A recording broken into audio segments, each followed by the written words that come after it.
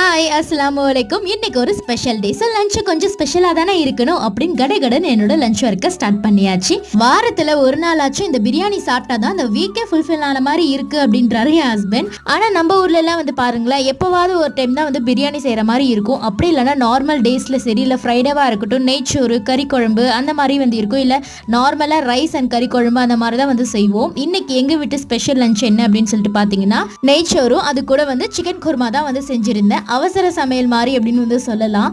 Plan இல்லாமல் வந்து சடனாக வந்து பிளான் பண்ணி காலையில் போயிட்டு சிக்கன் வாங்கிட்டு வந்து அதுக்கப்புறம் வாஷ் பண்ணிட்டு ரொம்ப கடகடன் தான் அன்னைக்கு வந்து வேலை வந்து நடந்துட்டு இருந்தது. ஸோ ஜும்மா வேற, இது அன்னைக்கு வந்து எடுத்திருந்த வீடியோ தான், ரொம்ப லேட்டாக வந்து அப்லோட் பண்ணுறேன் அப்படின்னு சொல்லிட்டு நினைக்கிறேன். அன்னைக்கு சிக்கன் குருமா வந்து உருளைக்கிழங்கு சேர்த்து வந்து செஞ்சிருந்தேன். ரொம்ப சூப்பராக குக்கரில் செய்யாமல் இன்னைக்கு நார்மலாக எப்பயுமே செய்கிற மாதிரி ஊர் ஸ்டைலில் தான் வந்து இன்னைக்கு குருமா வந்து செஞ்சிருந்தேன். அப்படியே என்னோட நெய்பர்ஸ்க்கும் வந்து கொஞ்சமாக பேக் பண்ணி கொடுத்தாச்சு. வேற ஒரு இன்ட்ரெஸ்டிங்கான வீடியோவில் பார்க்கலாம்.